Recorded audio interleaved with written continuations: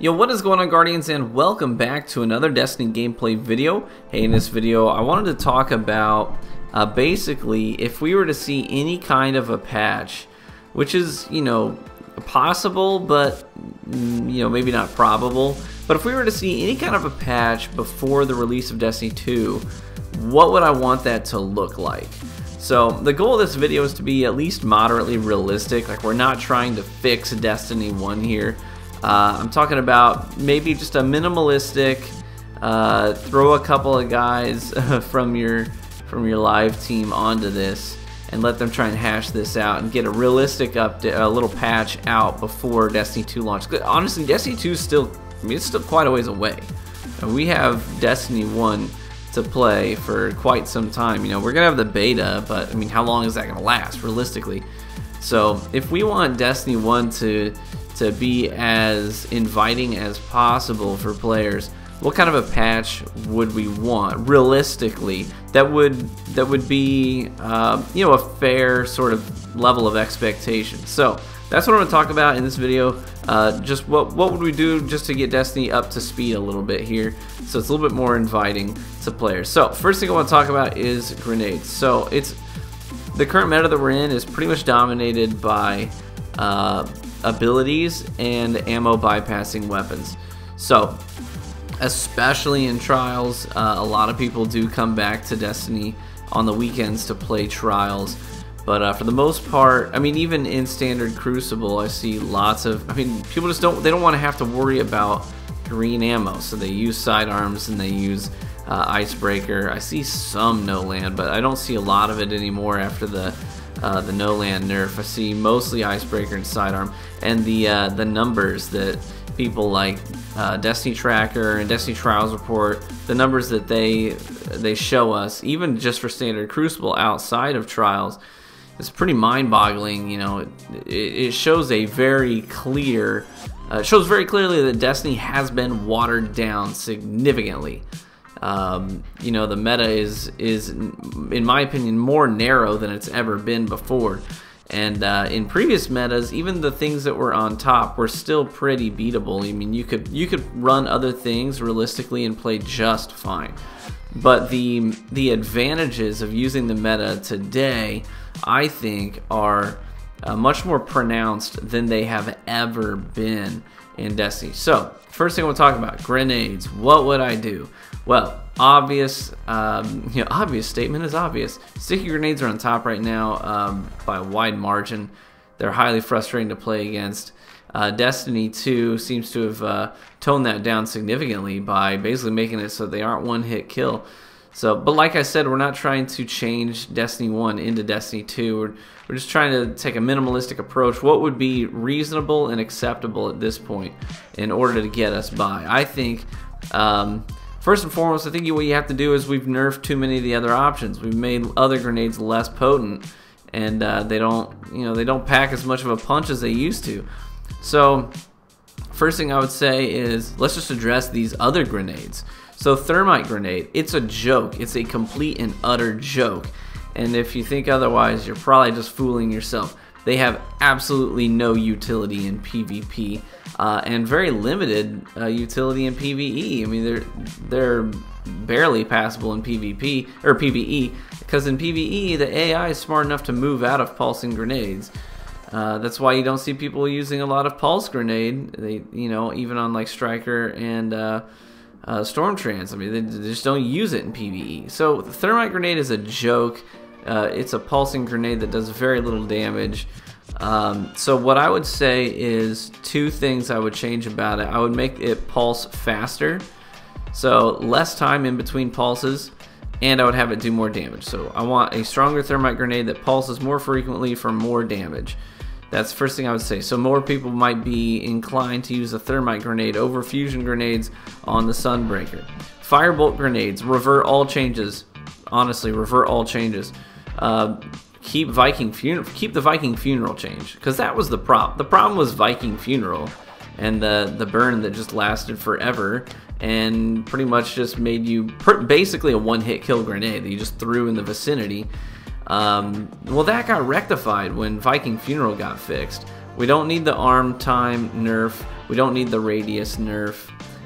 Bring Firebolt back into, realistically, bring it back into play. So revert all changes to the Firebolt, keep the changes to Viking Funeral. That was what the problem was. Arc Bolt, bring it up in line with Firebolt. Increase the width and damage of Arc Bolt. So, the Blade Dancers have an option. And, I mean, the Storm Grenade's probably more powerful anyways for the Storm Trance, but at least keeping Blade Dancers in mind, we who enjoy playing Blade Dancer have pretty limited options these days in order to be effective. So bring Art Bolt back up. And then if you wanted to address the sticky variants, I mean, if we wanted to get nitpicky and we wanted to say, hey, let's address these in some capacity, maybe you could reduce the damage on all sticky grenade variants so that they don't one-hit kill. But I think realistically in Destiny 1, I don't know, I don't think that's a very realistic expectation at this point. I think buffing the other grenades would create a lot more. Well, other grenades have the potential to damage multiple opponents. I mean, sticky grenades don't really do that, and if you miss, it's gone. I mean, your grenade was kaput.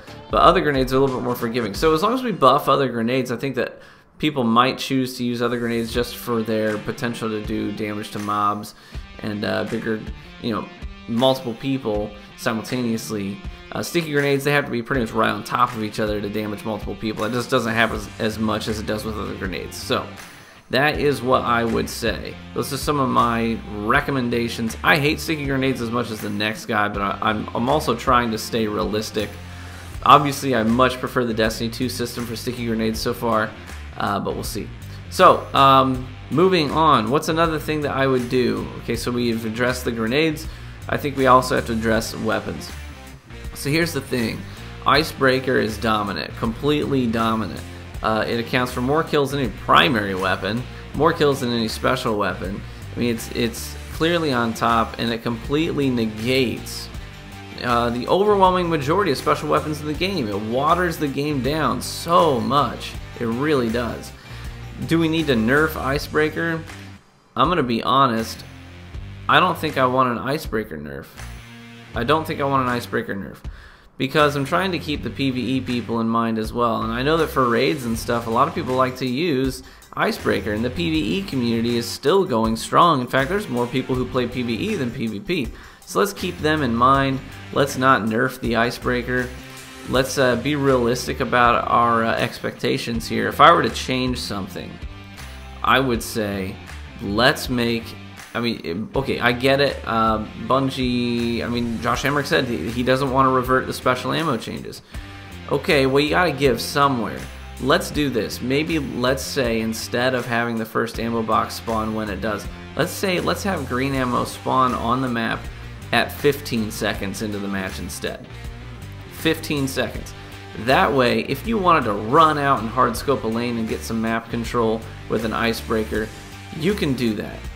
But green ammo comes up in the middle of the match. Green ammo comes up pretty regularly. You're not at a huge disadvantage if you're running something else. It's really from the get-go, that opening onslaught, and that's why it's such a huge deal in Trials, because obviously there is only one opening onslaught in Trials, because it's elimination. So people want to get out there with their Icebreakers to hard scope lanes and get picks. That's why it's so popular in Trials, and Trials is so watered down, it's not even funny. Like it's extremely frustrating at times, to be honest. But if the ammo box is spawning at 15 seconds in, shotgun players, fusion rifle players, even people who like other sniper rifles are going to be a lot more inclined to wait around for it. You know what I mean? I mean, I would never use it. I hate Icebreaker, and I would honestly never use it if green ammo, just, that initial ticker, that 15-second time countdown, if that was active the second we spawned into a match, I mean, I wouldn't run Icebreaker ever. I would never run Icebreaker. Yeah, so, I mean, sidearms would still have their utility. Sidearms are relatively strong.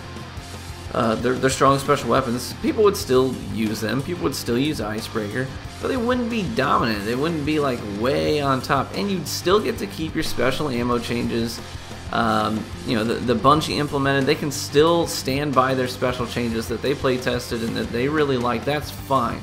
But all you're doing is taking the timers on the box and moving them all up to come in line with that 15-second mark.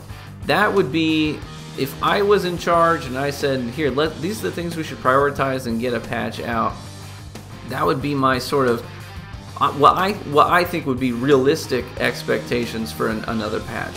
I would love to see something like that, and I would love to see it soon, because the Destiny player base is getting more and more frustrated with the current state of things. And yeah, I mean, I can't blame them. I'm right there with you. I literally played a match. I may even upload this match. I played a match with MTash last night of doubles, where literally the only thing this enemy, they beat us in doubles, and the only thing they did was throw sticky grenades. I think I died in one of the matches. I died to a weapon, an actual weapon, twice, and I had like 8 sticky grenade deaths, and they won. And it was so frustrating, absolutely infuriating to play against. So I would love to see a change. Let me know what your thoughts are. Do you think this is pretty realistic? And do you think we're going to see a patch before Destiny 2? Let me know what you think, guys. Look forward to reading your comments. I'll catch you in the Crucible.